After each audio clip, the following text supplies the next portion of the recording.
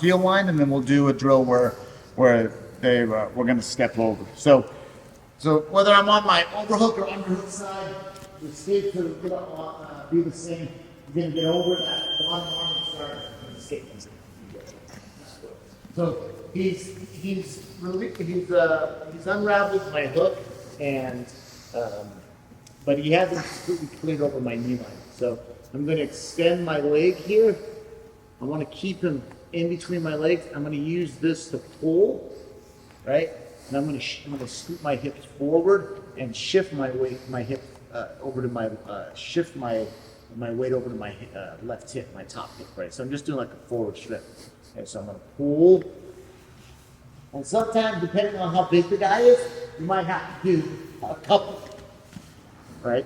So now I have him on my other hip, my bottom hook is established, and I score my top hook back here.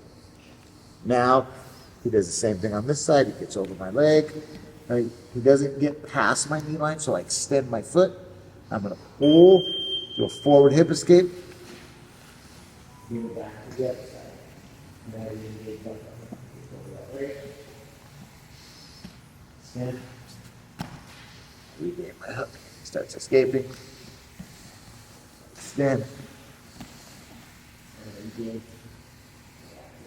Okay. Second one is going to be when he clears my knee line. Okay. So he gets over, and he gets his hip to the floor. Okay. So now I don't want to keep my foot in between his legs. I want to, as you feel that his hip sliding past the knee line, step across the hip here. Okay.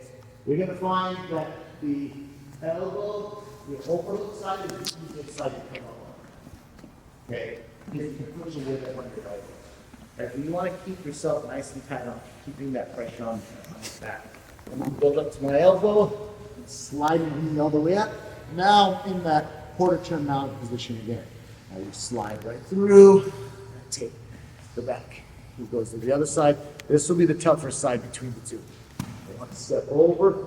Really want to keep my chest on the back. I don't want his shoulder to start getting away from me. Right? So you want to make sure that we're nice and tight here. I'm going to get my head to the floor. Go back to the knee slide and step over. Okay, so again, slides over my knee. Slide over my knee.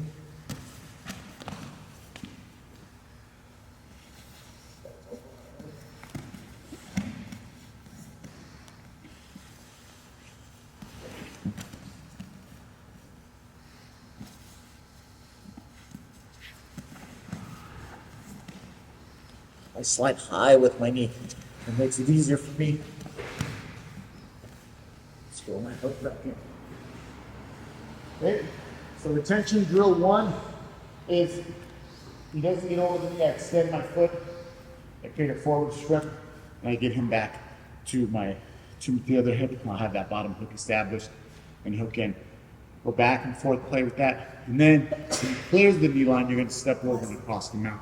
Just got to make sure your chest is tight on the person's back. If that person can start getting his hip away and his shoulders to the mat, shoulder blades to the mat, you'll lose position. So just because his hips go, we don't want to let his back go. Keep his back off the floor.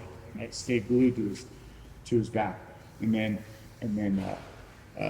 do your forward hip escapes and regain the back position. Okay, so 2 different drills. 1, 2, 3.